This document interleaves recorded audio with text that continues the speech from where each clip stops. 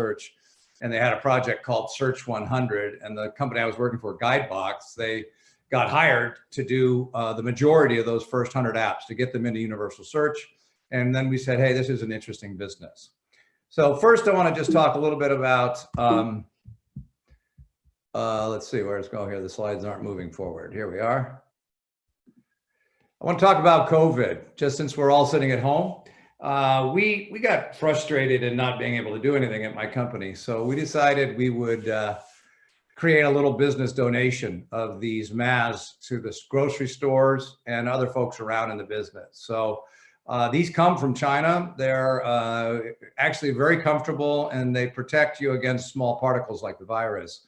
I happen to have a family history in China, and a group of people got together and we purchased a couple thousand of these masks from 2 different factories.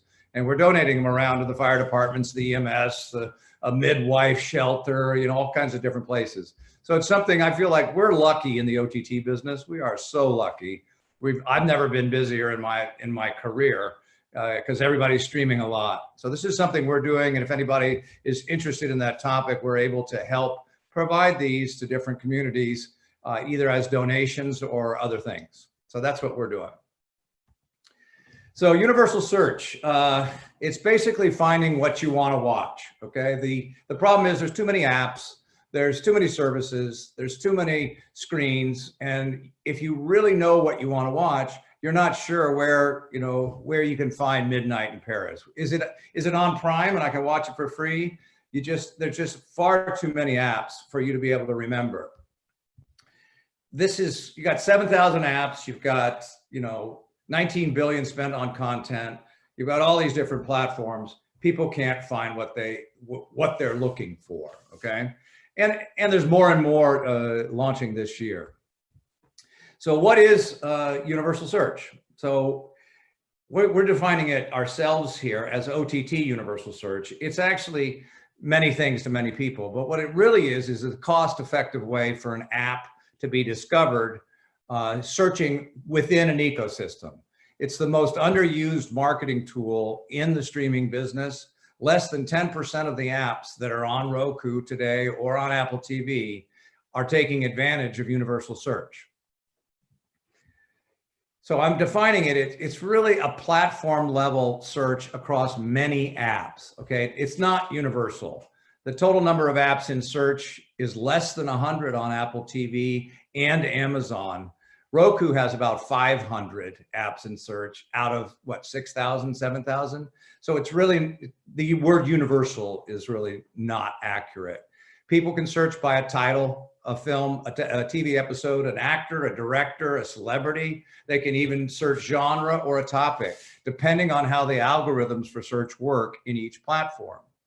The big 4 OTTs, Roku, Fire, Google, and Apple TV, are the first 4 that we work on usually, because that's where the greatest impact is. But there is search going on in apps like Xfinity. There's search in apps like Prime as well. But we're not saying Prime is universal search. That's search within Amazon. We're saying Roku, where they're searching across maybe a broad spectrum of apps that is really not commercially oriented. The titles display in search based upon the algorithm of each platform. So it can either be subscription first or AVOD first. Certainly TVOD goes last. But it can even be content inside of Sling TV, a virtual MVPD, or it could be in the Xfinity app. So you're really searching the entire ecosystem depending on whether or not the app has ingested its content. The benefits on average from being in search is a 20% increase in streamed minutes across AVOD, TVOD, SVOD for an app. So it's like a huge benefit. We saw some apps that were 200% and 300% increase after they ingested to Roku Universal Search. Here's the top platforms. Roku has over 500 and they allow clips. Roku Universal Search is based on the Grace Note database. So if you happen to have licensed the TMS IDs, you can get into Roku Search through the Grace Note ID method. There's also a matching method, which that's what we do, and they match up and dedupe according to Grace Note IDs. Fire TV is Amazon. They have less than 100 apps. It's called catalog integration. But the part of that's really interesting is that Alexa's there, and it's also searching Prime, it's searching IMDb, and it's searching on Fire TV. So when you put your catalog into Amazon, you're coming out in many different places. Same for Apple TV. Apple also covers iOS and Siri. And so you're really, when you put one app feed into the Apple ecosystem, every Apple device that has a video search function can find and deep link directly to your app and to the episode that you're watching. Next is Google Chrome and Android TV, which is particularly interesting, and I'll show a little bit more about it later. They have only less than 25 apps in search right now because it's such a manual process. And they have the most browsers out there though, and Google is making an effort to become the place you search for OTT video first and foremost. This is the universe here. This is sort of a flow diagram of how our solution works, where you're looking at all the platforms where you want your data to be ingested on the right-hand side of the screen, multiple apps on the left-hand side, and then you ingest this data into one place. You then call some external sources or databases to fill in and fix it. And then you actually make a proprietary output that's an Amazon output, a Roku output, an Apple output, a Google output.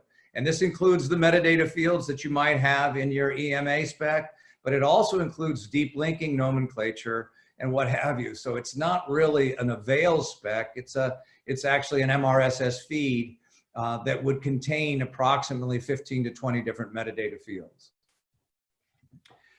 Normally, universal search works where an app metadata is assessed, it's ingested, it's fixed, and then it's configured to map the proprietary spec of each of these ecosystems. And then a consumer, once they search, they'll be able to find that content from any of the providers. I look back at when we started in 2016, Colin Dixon ran a panel at TV of Tomorrow. And it's interesting to see how little has changed in 4 years. He called search a pain in the butt. It was not universal. It was only 5% of apps. Many people using Google. The same show may be on an app, on Xfinity, on Prime, on a TV network. So those results are actually shown. But the problems are resulting from the competing priorities of the OTT and the TV content enterprises. There's separate data silos with proprietary specifications that have created a friction-filled manual process. It doesn't scale, it's time-consuming, and it's resulted in actually obstacles that now Amazon is closed to new catalog integration unless you're on their list. The solution naturally would be an open source universal search metadata standard, but that's what we were talking about in 2016, and nothing has really changed. This was from the DPP, sort of what's going on the chaos on the mezzanine on video on demand. This slide, problems in the VOD supply chain, sounds very much like universal search. Manual processes, inefficient, human error, months to complete. Format challenges come from metadata and avails, custom formats, spreadsheets, and everybody wants to do this better, but there's just too many formats and it's too slow. It's kind of metadata madness, if you will. So what's good about universal search? Well, we learned on Roku, like we had one app, I think it was IndieFlix, that tripled their users and their viewed minutes when they started universal search. Basically, consumers don't know about an independent film app, but when they search for an independent film, they discover content that way. So search works when people either by voice or text enter their information on what they're looking for. They're given up the options and they deep link directly to the content. It's almost like an advertisement under Google search in the old days where somebody could pay for placement when somebody typed something that you had in your catalog. Okay, so what I'm showing here is what's good about search. This is a trial we did, a pilot in January, and it shows this is not a 20% increase in viewership. This was one app that fits the category of nobody knows the name of the app, but people knew the name of the content inside the app. So in January, somewhere between the 2nd of January and the 8th of January, you see the Himalayas rise out of Death Valley on the left-hand side of the screen. This actually showed a 700% increase in minutes viewed by month after we ingested this and went live on Roku with this app metadata. An interesting point about this is the results are immediate. People are searching already. So you're just not showing up, right? So those searches are, once you hook up the data to the platform, the results actually took place in 3 days, and they're also relatively consistent. You can't turn search up or turn it down, and it's difficult to optimize it because the platforms don't reveal any of the data about what people are searching for, and they're keeping that to themselves. So you have to be very clever about what you're doing on the data that you ingest if you want to optimize your results. But this is, you're not going to get 700% every time, but it just gives an example of, well, search works. Some of the data on Roku, and Roku is our lead partner and has sort of led the way with search, making it easy. This is universal search data that a marketing department would be interested in, because this is actually an ad function. Search is an advertising function. It's not an engineering function. It's achieved by engineering, but this shows events. This is collected through the Roku search parameter. It's called search param on the Roku SDK.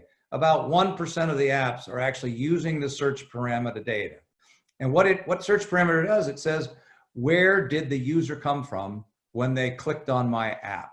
Did they come from the home screen? Did they come from an ad? Did they come from search? Did they come from the streaming channel? Did they come from my feed? So you can see here in this case, the advertisements was about 8,000, meta search was 3,000, and home screen was 14. That means the 14,000 were already there, already had the download, and they were going to watch something. Ad is a spend, and search is a small spend, or you do it yourself and you maintain it yourself. So what it was showing is basically search was generating 12% of all events, new events, and new downloads of an app. This is the second Roku source parameter data snapshot, again, showing the 8 sources that someone can come to your app on Roku. And what's interesting about this one is we actually started looking at what is the cost effectiveness of search based upon what we charge and what have you. But we calculated that there were 2,500 downloads coming from universal search in a 30-day period. And that worked out to about 15 cents per app download. When you do advertising on Roku, they will typically be $1 if you place an ad. And for search, somebody's actually looking for what you have in your catalog. So it's somebody that's identified they want to watch a specific title. So this is what's wrong with search, and it's a lot, okay? That's actually why Roku reached out to hire the company Guidebox in 2016, because there's so much friction. None of the apps had done the data onboarding in the independent sector. And they had 15 apps. Now Roku is by far and above, you know, they may even have 1,000, but they do have a lot of independent sort of Roku direct publisher apps that are, you know, churches and independent organizations that use the Roku platform. So this is why it's broken. And everybody's got a different data spec. The original metadata comes in sort of an alphabet soup: API, MRSS, JSON, HTML. The deep links are a problem, and they often live in a different company, the app development side. The data's missing. Duplication and deduping at the platform is imperfect. The art specs, the image specs are all different. The tracking of seasons and episodes is just total chaos. Right now, live events, if you try to watch the World Cup or, you know, Wimbledon or even the Super Bowl, it was very difficult. If you type those in, they're not in search. Those live events apps aren't. And what I think is the biggest problem is that the major platforms have reached a saturation point at about 100 apps. And this is Apple and Amazon, where they're making it difficult for the smaller apps because they have to approve, as a partner, they have to approve the app to come on board. Lastly, the platforms, they're not sharing data. The analytics around search are missing. And I would say that one of the most complex thing is when we kick off a call to work on this project, oftentimes there are 3, if not 4 separate engineering teams from 3 different companies trying to work together to make this all work. So typically it can become very slow. And it's actually why we're in the business, because we actually have built software that will take every input in and then automatically make an output for Apple or for Roku or for Google or any of the platforms that we work with. So I wanted to talk a little bit about Google. If you try to Google now on your phone, I'm going to show you a couple of screenshots. But first of all, you're seeing here in this screen, you're seeing universal search on a Chrome browser on my Mac. So I'm looking for Aguirre, the Wrath of God. And now you're seeing a new box appearing for all Google search. It's app-based, it's showing the prices, and it's actually deep linking directly into the app to play that episode or to download the app. This is a way people acquire a new subscriber. And Google is doing it very carefully, but you'll see on the right-hand side of my screen, that's a screenshot from a phone. And it looks very much like an entertainment UI. It does not look like Google search, but that's what it's showing now, an OTT content management system that Google has developed. On the right-hand panel of the Google browser, there's a knowledge panel now, and Google is basically trying to be the worldwide aggregator of all metadata for every piece of content and present it in a way that they can be video search for OTT and for the whole world, the way they did Google originally, just for everything. So this is what Google Chrome browser looks like on an Android phone again, where I went here, go back here, I went and I clicked on the Tubi link, which said free, because I want to watch it free, okay? And there you go, there it is on my phone, and there's Tubi, watch now free. Well, I hadn't downloaded it, so I clicked Tubi, because why would I want to pay $2.99, right? And there, instantly coming on my phone, I'm in the Google Play Store, I downloaded the Tubi app, and now I'm playing this title free with ads without having to do much other than a 60-second app download. They've also added this function on Google where you can manage your subscriptions, which is one of the new, unsolved problems as well. How do I get all my apps in one place and manage them? But as you can see, that's the total number of subscriptions within Google right now that, I didn't put those in there. It's actually saying that those are the ones that I can click from their database. So Google's exciting to me because they have there's a billion browsers out there, and they're trying to go about this in a really, they have unlimited engineering resources, okay?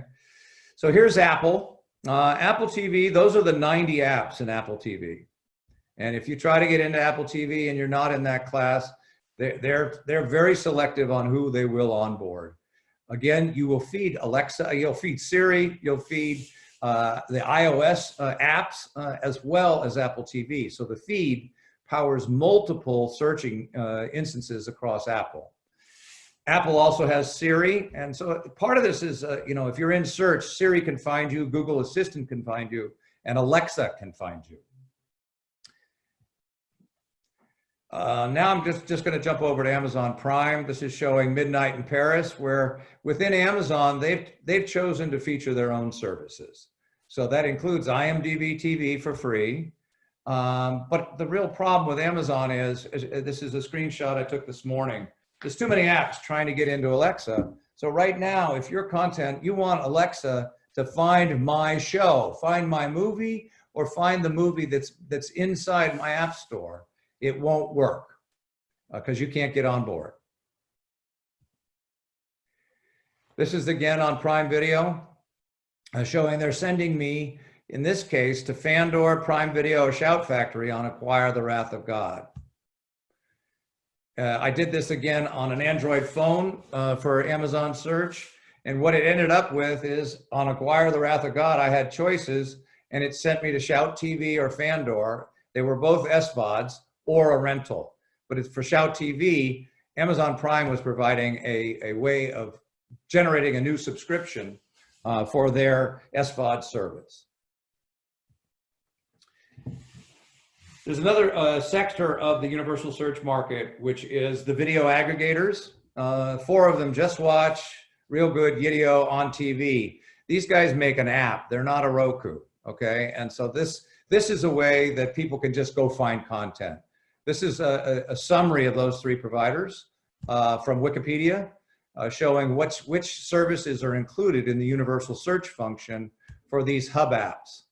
Real Good is probably the one I know the best because they bought the last company that I work for, Guidebox. They have a website app, an Android and iOS, and they also have a function where, a really nice function, where you can play back the video after you found it on your Roku by linking to the Roku service. So Real Good has about 60 published services that they cover, but in fact, they do more than that. And if you look, here's Aguirre, the Wrath of God. I found several links on Roku and on Amazon, but they have the most. You can see it across all these different services. Dell Cinema Guide is also a universal search app. It's based upon the Real Good interface. It's been launched just this first quarter. The idea of tying a universal search and discovery application to a piece of hardware is the first ever to have that happen. Dell realizes that people are streaming so much. So it provides you one place to manage all of your subscriptions. And then it is searching actually across several hundred different sites and deep linking directly to them. It launched at CES in 2020. We actually started this project with them several years ago back at Guidebox, and are helping different companies to get as a promotional place to put forward free SVOD trials, and Dell will have My PC comes with the free trial for a virtual MVPD or for an SVOD app. That's their concept, at least. This is Just Watch, which is they bought the American company Go Watch It. Just Watch is a German company, very strong in Europe, with many millions of users who are trying to surf across all the different apps. One of the things about Just Watch and Real Good and others is not only do they have an app, but they also have an API. And the API they license to other people to build similar products. And your data should be in those APIs. This is one, a newer hub app called Track TV that I like. And it gets you a way of tracking all your services. And you can search across, again, approximately 100 apps. It's powered by the data from one of those providers, I believe. This is a whole bunch of the search apps that already failed. Fan TV was probably the best known. It's bought by Rovi after they spent almost $50 million. The issue with these hub apps is universal search business models. Do you advertise? Do you sell data? Or do you do affiliate models? Because you're outside of Roku and they're just standalone apps, they're very useful, but we've yet to see one of these become like universally used. So I'm going to sort of wrap up what I've learned from universal search in the last few years as what would I do if I was in if I was an app right now. And that is, I would start thinking about an app, universal search app data distribution strategy and a plan. Because your data, if it shows up in all of these platforms, your data is how people find you. It's the lowest cost way to get a new subscriber, and it's an engaged subscriber, okay? So if you can create a comprehensive universal output feed that has all of your data in it, as well as all of your deep links, you can drop that into different places. You have to get permission from Apple TV and Amazon, but Roku, you can self-initiate, and you can get on Roku if you're not in Roku now. Samsung's a little more difficult as they're just starting out on a new data spec, but getting your app in universal search everywhere should be the plan. I also think you should put your data into the Grace Notes and the TiVos and the Ericssons and the Redbys, because they are now licensing OTT metadata to hundreds of different sites. And all of those searches could result in a deep link and a new subscriber or user for yourself. So these hub apps should all get your content. Real Good, Just Watch, Dell, Yideo, TV Guide, Tracker, TV Time, all of them. Getting your content into all the browsers, Chrome, Firefox, Safari. Again, you want data everywhere. Getting your deep links organized where you use a common deep linking structure in your data, that will make it easier for everybody else to onboard. And you could do this yourself if you want. This can be done by your existing partners. You can partner with digital services. You can work with your OVP. And in any case, you have to do an onboard with the platform that you're going, where they have to sort through your data. I would ask permission to onboard my data with every platform and push for it. If somebody tells me I can't put my catalog into one of the major OTT platforms in the United States, if not the world, because I'm not a big enough app, I find that a problem. Ultimately, the conclusion is you want your data everywhere, and you want to make a fire hose that's consistent and standard, where you have a strategy to put your content within every video search engine, so you can drive discovery of your app and get users to come at the lowest cost per new user. So that's it. That's my my overview of universal search today. And we have a couple panels tomorrow. We're going to discuss this. I think Dell will join, and there'll be a few other people from the search business. So you're welcome to join us tomorrow. Thank you. Are there questions? Yeah, thanks a lot, Gary. Really interesting. Now I know why no one is watching my instructional mixologist videos. I need to get them into universal search.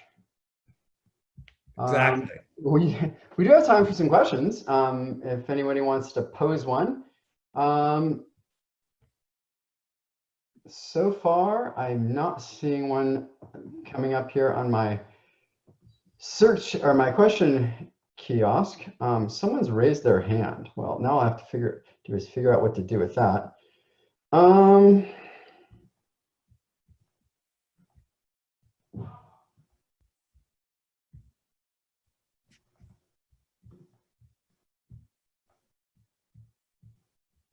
I'm glad you have to figure it out. I can see that it was raised, but I'm going through, we have a really long list of attendees, unfortunately. I guess fortunately, but it's taken me a long time to get through it. Here's a question. So is there a tool for pushing this data to multiple endpoints, Steve? Well, that's what we actually built when Roku asked us to do the majority of the first 100. So we built a software engine, and we're a small company, but what it was basically there's an adapter on the front end that takes anything in. So it goes from a CSV to a JSON to MRSS, RSS, HTML, and it basically pulls everything into our engine. And this is the diagram that I have up. That's the software. We also then built software modules, the output. So we have the internal Amazon spec. We know the process, and it's a painful process, admittedly, but that's what we built. I think Premiere's working on something, but most of this is done by, let's say, MLBAM. They have it within their OVP for Disney Plus, but every one of the majors does universal search everywhere. Tubi's everywhere. And they do it as part of their delivery. I think we're the only third-party service for Roku. We're on their website, actually. Okay, here's another one. Steve, what are the top 5 aspects of metadata that are most important to be part of universal search? That's a great question. There's 17 required fields on Roku, but primarily it's title, it's duration, it's release year, and it's the synopsis. Those become, and then rating. Many people don't have ratings, but we fake it. We'll make up a rating if we don't have it. Generally speaking, one of the things that happens if you put in the wrong duration, Roku will actually create a separate listing. So, and this just happened with Criterion Channel. The release date was wrong, and so they, instead of having the same 7th seal where everybody else had the movie, a different 7th seal showed up. And until we fixed the release date, we couldn't fall into the one title. But I think it's the most important is the title and the duration and the release year, because they're trying to match this content to a Grace Note ID that's already in the back end. Amazon's trying to do an IMDb ID, and Apple's trying to do an Apple iTunes database ID as well. They want to have it be matched to the same title that they already have. If it's unique, they have to create a new registry. All right, well, you have spawned just a veritable plethora of questions, Steve. Thank you so much for doing that. I'll Well, it was take fun. one more. I've been doing this for 4 years, Eric, or 5 years, and it really, we've learned a lot, and there's so much benefit here that nobody's able to take advantage of. It's something that, maybe we can talk some more tomorrow during the discussion groups about how to take advantage of it, what are the right things to do, and how to come up with a plan, because I think it's the most effective marketing tool in OTT ecosystems right now. Cost effective for sure.